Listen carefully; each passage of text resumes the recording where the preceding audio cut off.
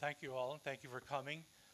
My name is Dal Upton. I'm from UCLA, and I'm the ringmaster of this first session. Because our time is tight, I'll be very brief in introductions and just say that our first speaker is Professor Emeritus Ron KNAPP from the State University of New York at New Paltz in the United States, a person to whom who introduced Chinese vernacular architecture to the English-speaking audience.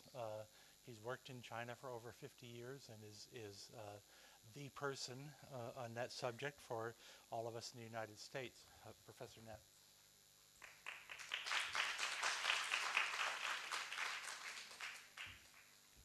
Thank you very much, Her Royal Highness, distinguished guests, colleagues. It's a pleasure to be here today, although I've been given a very difficult assignment. I've been asked by the organizers to speak about how a foreigner, how an American came to be interested in Chinese vernacular architecture and put this subject within the context of the time from basically 1949 to the present, but actually I will go back even before that. Now, I am a product of the Cold War. Many of you, most of you in this room are much younger than I am and have no knowledge, actual knowledge of what it was like during the Cold War. The Korean War, when Americans were in conflict with China, during the Vietnam War, when Americans were in conflict with China, when in effect China was behind the bamboo curtain. Now, as we see here, China behind the bamboo curtain. Now, I was a fairly brave undergraduate and then a graduate student who, even though we were literally at odds with one another, I wrote letters to China in the very early 1960s and got replies from China. But when I got the replies, often they were preceded by a card that came from the US Treasury Department that said that some communist propaganda was addressed to me. Did I wish to receive it? And if I did, I had to sign it, and then it was sent off to China. These were very difficult times at that time. But in any case, I was quite fortunate to go to at least a part of China. In 1965, I did my field research in Taiwan. I was a young guy, not quite 25 years old then. And China itself, for those of us at that time, was really at a distance. And those of us who were studying China literally were seeing China from afar, and we were looking through a keyhole. We really couldn't touch China. This is the first house, Chinese house, that I became interested in Shilin, in Taipei, outside Taipei City. Now, I will tell you, today on that site is a Mercedes-Benz dealership. And very close by is a McDonald's. This is very, very well developed, but at the time it was in the middle of a field near where I lived.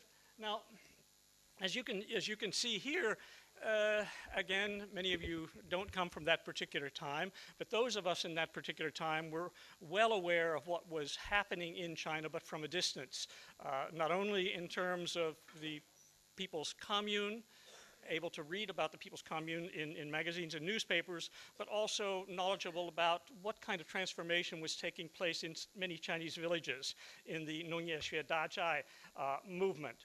Now, of course, at the time that I began to look at China, China was involved in the Great Proletarian Cultural Revolution from 1966. And that was a period in which it was quite clear that the four olds were being destroyed, that there was great destruction taking place in China in terms of material culture and also the non-material culture in China. For those of us, though, looking at China from a distance, we saw China as in chaos, that in fact in America, before President Nixon came to China, we thought that China had gone mad. And this was a major way that Americans were looking at China. Now, I was following this fairly closely, but from a distance, trying to get an understanding of how the material landscape in China was changing. I apologize if I'm talking too fast, but I have 23 minutes to cover a good deal of territory. And then suddenly, in America, we found that our American president was ready in February 1972 to make a journey to China. For those of us interested in China, this sort of opened the door, but it took 7 years until 1979 before China and the People's Republic of China established firm relations, as you can see here. Now, after a decade's worth of research in Taiwan, Hong Kong, and I lived in Singapore for a year, I had an opportunity in 1977 to visit the mainland for the first time. I have to tell you frankly that I thought this was the only chance in my life to go to China in 1977. It was really quite rare at that particular time, but I was quite fortunate. In the succeeding 5 years especially, I had opportunities to come to China at least once a year and sometimes twice a year. But these were always quick trips under the auspices of the U.S.-China People's Friendship Association, and I have to admit that by and large the effort was what Chinese would call zoma kanhua, just sort of looking at flowers from horseback, fairly quick views of many, many things in China. But I was quite fortunate because as a leader of delegations, I controlled the bus. So when I saw something interesting along the road, I would have the bus stop. And I was able to see things that I wouldn't have seen otherwise. And so serendipity played a very important role. I don't have any pictures of me in places in China, but typically in the villages, which were very hospitable, there were always opportunities to eat. And so typically when there was eating, some pictures would be taken. So I have lots of pictures of me eating village foods in China. Now, this just shows you some of the kind of dwellings that I encountered rather quickly. And encountering these dwellings showed me very, very quickly that what I knew, what was written about in English concerning Chinese houses, was completely wrong. That there was a great diversity of housing forms in China. Not only different types, but some extraordinary forms. I mean, forms that were unlike any found anywhere in the world. These are just various pictures that I took in various places at the particular time. At the same time, I was doing research in China. I did my first book, but that book really dealt with Taiwan. And the intent of that book actually guided my thinking in successive research in China. I became very interested in what's called sequent occupants in the villages we visited just several days ago, where one could see a village over time is a very important concept. And also interested in how material culture spreads across a landscape. And I came to believe that actually Chinese history in many respects is like American history. It's a frontier history where population in several areas gradually expanded across the land that is China and basically made it Chinese, you might say. Now, this slide, but I want to step back here and change the focus from me to China. In China, as we can see here, with Japanese aggression from 1931 and then specifically from 1937, just after Liang Sicheng went to Shanxi province, Chinese scholars who were interested in Chinese architecture moved from northern China or eastern China to southwest China. These were individuals, by and large, who knew North China forms, but they had no idea what the forms were elsewhere in China. And we've already had an introduction here of one individual, Liang Sicheng, but also Liu Dunzhen. These two individuals, especially as they traveled to the southwestern part of China, were energized by seeing housing forms that were quite different from the housing forms they knew in the east or the north. And they began to write about them. But even though they did their work in 1940, 1941, that period very, very early, their writings did not appear until much later. The most significant book that appeared in 1957 by Liu Dunzhen. That book was published only in 2,100 copies. It couldn't be found in the West at that particular time. But there was a brief article about it that appeared in a British publication the following year, that it's important to see this. It says, "It is perhaps difficult for us in Europe, where at least all the main types of domestic architecture have been studied and presented in innumerable excellent publications, to realize how important it is that this research that was being done by especially Liu Junzhen has started in China." You know, here we are in 1957, in which we're recognizing that there's a great diversity of housing vernacular forms in China. And again, he says, where the material is quite as rich as in Europe and almost entirely unrecorded. In 1980, Liu Junzhen's book was published in French, believe it or not in English, but in French. And actually, I found that book before I found the actual original book. I only had a Xerox copy before. And when we look at what Liu Junzhen did, we see that he was mainly interested simply in the morphological approach of houses. He was looking at houses as individual sites, individual structures that had a shape. And he came up with a classification, nothing really more than that, nothing. It was really path-breaking, but it was fairly simple. In the same year, in 1957, a very important book was published, the Huizhou Mingdai Zhuzhai. And this book presented, in the first time in English, the first time in Chinese, Ming Dynasty vernacular forms in southern Anhui province. An extraordinary book by Zhang Zhongyi. Now, if we take those two books, we began to see very clearly not only characteristics of monumental architecture, but also vernacular architecture. Things such as enclosure, symmetry, open and closed spaces, axiality. These are all kind of theoretical ways or conceptual ways to look at Chinese architecture, not only at the high level, but also at the vernacular level. You can see these here as well. And even though I'm going fast, this whole PowerPoint presentation will be online soon, so you can read it much more carefully.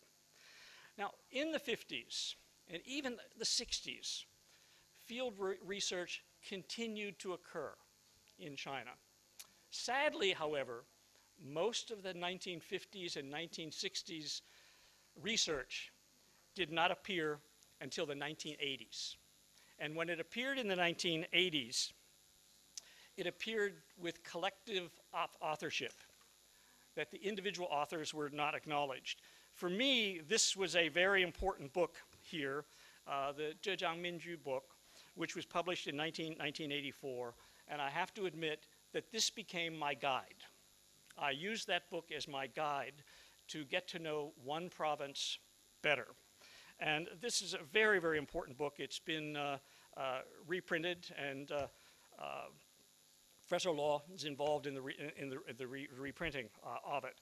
And as I traveled around Zhejiang at that time, of course, the most striking thing at that time was not only destruction, but also the remnants of the various movements here, as we can see the alterations of homes due to the Cultural Revolution. We could see that very fine carvings were cut off, and in this case here, the character is Geming, revolution written on them. Lost, no way to restore them. We can see here others that harken back to the Great Leap Forward period, the Xiejin Taiman, for example, and the Dahui Tang. And somewhat quickly, actually, after 1984, a whole series of books were published. And I was fortunate to pick these up province by province in China, because that's the approach that Chinese authors were using. And subsequently, of course, learned that most of the authors of these books are now the sort of, you might say, the students of Liang Zicheng and Liu Junzhen, the second generation. Many of them clearly Tsinghua Daxue professors here. But besides that, a very important part of my own education was getting to know the work by a Taiwan architectural historian by the name of Li Qianlang. Li Qianlang, over his career, has published more than 50 books just on Taiwan.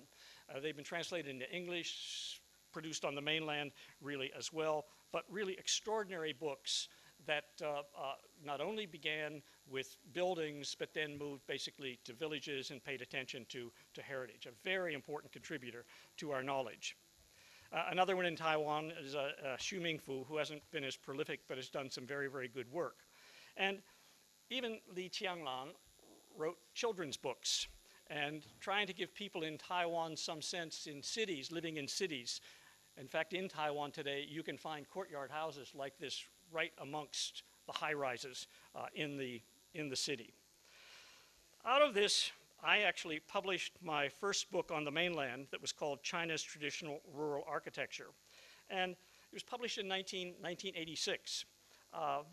Interestingly enough, as you can see, 1886, that's the year the first book on Japanese vernacular architecture was published in English.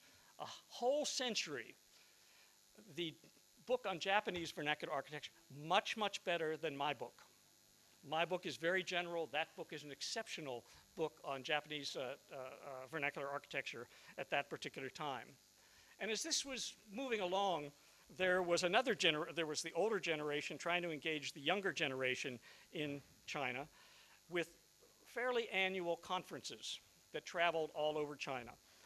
In the 90s, I attended many of these as the only foreigner there, and the reports that were produced were reports not only by specialist architects, architectural historians, but also many amateurs who were interested in vernacular culture. These are wonderful research materials.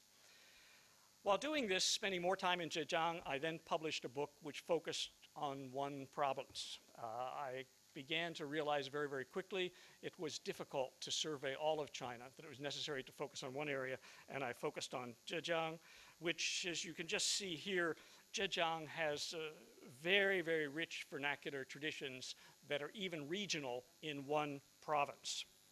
Japanese scholars came to China about the same time. The difference between me and Japanese scholars, I typically came alone or working with an architect in Hangzhou. The Japanese came with teams, and they were able with teams, individuals who could interview, take photographs, make videos, do drawings and the like. In a short period of time, they did extraordinary work in many, many villages in China. Some scholars in China, like Huang Hanmin in Fujian, his work began to be reprinted in Taiwan in full-form characters, not in simplified characters, so they were accessible to people in Taiwan.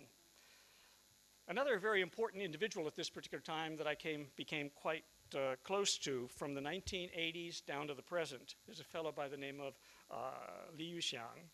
He produced books that were called Old Houses, Laofangzi. These were mainly photographic treatments. I have a whole shelf of his books. He documented things that are gone. We have 5 minutes. I should be able to make it. Thank you. In addition to that, there were some individuals in Hong Kong that began to do work on the mainland. Not as thorough as the work that was done by Taiwan, people in Taiwan or on the mainland. People like David Leung, Pui Peng Ho, Li Hoyin at Chinese University of Hong Kong and Hong Kong University. Both of these universities have courses on vernacular architecture in China. And in their conservation programs, they have relationships with Chinese universities as well. They do very, very significant work. Now, probably the most significant individual here at this time is Chen Zhihua. Chen Zhihua is 11 years older than I am, and I'm somewhat old as well. But his students have worked with him on village studies especially, doing old material as well as new material. Some of these are written by him, some are ghost-edited, ghost-written by him. And of course, here at Tsinghua, more work, I think, is being done on vernacular architecture, Xiangtu Jianzhu, than anywhere in China. People like Luo Diyin, as well as Lou Qingxi, Li Qiuxiang. These are all individuals who are doing so much work on vernacular forms in China. In fact, they have a very, very useful series of books. I haven't looked in the bookstores now, but typically you can find these books in most bookstores in China. Not only, these are books that focus on the village, mainly, the larger picture, but then have a lot of great detail, historical detail, design detail from these villages. Generally quite beautifully produced books. Also in China, another very productive scholar, and actually an artist, is Wang Qijun, who has actually published more than 60 books on vernacular forms, many of them really quite early and very, very popular. Over the years, I've become quite interested in what a colleague in the States calls archiculture, Nancy Berliner. And what archiculture is it goes beyond looking at dwellings as structures, and it tries to see the life of a building or the life of a group of buildings, and it links the artifactual and the experiential. And by and large, it views dwellings as sites of reproduction, work, socialization, and leisure. And her approach is looking at a house as a home, as a place where a family develops, a jia. And conceptually, you can see this because houses typically are not formed all at once. And I just follow the series here without even saying the words with it. As a family becomes more prosperous, an I-shaped dwelling becomes an L-shaped dwelling, an L-shaped dwelling becomes a U-shaped dwelling. If the family prospers, it becomes an O-shaped dwelling. And it may become a dwelling as large as this, in which there are 5 generations living under one roof. The fact of the matter is that most Chinese dwellings are only I-shaped dwellings. But there are enough of these large manor-type dwellings to know that it works. And in houses, looking at archiculture, for example, it's looking at the symbolism on the house, in the house, around the house. These are all very important elements of the story of the house.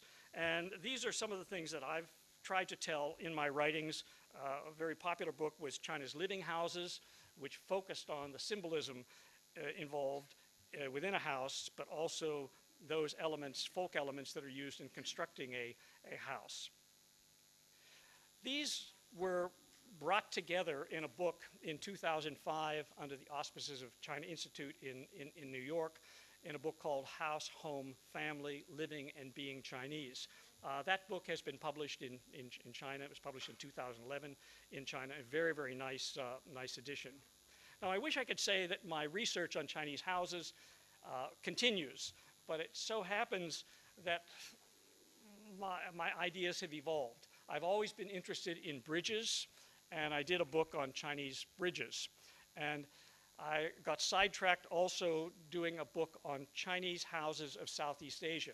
And in that book on Chinese Southeast Asia, I had an opportunity to look at sojourner houses in Thailand, in Malaysia, in Singapore, and Indonesia, and also deal with the relationships between those houses and the home villages of these individuals. Now, just going to finish here in 1 minute. And that is today, as we saw in the talks this morning, China's domestic heritage tourism is very, very important, driven by higher living standards, as well as a national policy that identifies tourism as a pillar industry. It's facilitated by improved roads and railroads. It's related to the reduction in the length of the work week, such as the Golden Weeks, the national holidays, and also the UNESCO World Heritage status. Now, the first time I encountered a village where a ticket was sold was in 1987. I mean, that's 30 years ago, the first time I went into a village, and I think I was the first ticket they sold there. But some of you will recognize this village. This is Hongcun in 1987. Nobody was visiting Hongcun. And you can see here the ticket booth was sold under a tree, just one man sitting there. I was there actually illegally at the time. I'm not going to look at that one there. A big site of tourism, of course, is Chaojiadayuan in Shanxi province, which we didn't see. Many tourists, though, that go to some of these sites, even today, go because these are sites of where TV movies or movies were reproduced. So they go not to see the architecture, but to see the nature of the family that might have lived there. I'm going to skip that. In addition, promoting tourism in China, open-air village museums began to populate in the late 80s, early 90s, where they took houses, bridges, temples, pagodas from various areas of China and brought them together in a village. But in some cases, as we can see here, and there were fake villages that were created, completely new, Jiachunzhang, such as in Guangdong. What has driven a lot of this movement of Chinese were the publication of books which were root-seeking type books or taking people to the homes of famous people. These were very, very common in China. Any bookstore today, you still can find these, and many Chinese follow these as well. These are just some of the tickets today. Today, it's very common to go into villages and have to pay a ticket. Now, this is Hongchun that you saw earlier, but for many, many Chinese, this is not so much an architectural assemblage, but it's a site of a movie. UNESCO World Cultural Heritage and sites began to emerge, where my time is up, in 1997, as continued to 2008. These are all very important sites. But of course, there are lots of copycat sites in China as well. And on this particular visit, I had an opportunity to visit two sites that are promoting sustainable tourism, one in Yunnan province and one in Beijing, Hebei province, adjacent areas of Beijing. And I'm going to finish here with this. This is a transplanted Chinese house, moved from Huizhou area to Boston, Massachusetts, museum outside Boston, Massachusetts. If you get to the United States, you should visit this particular site. So I'm going to, even though I have a few more minutes, I'm going to finish right here, and thank you all very much.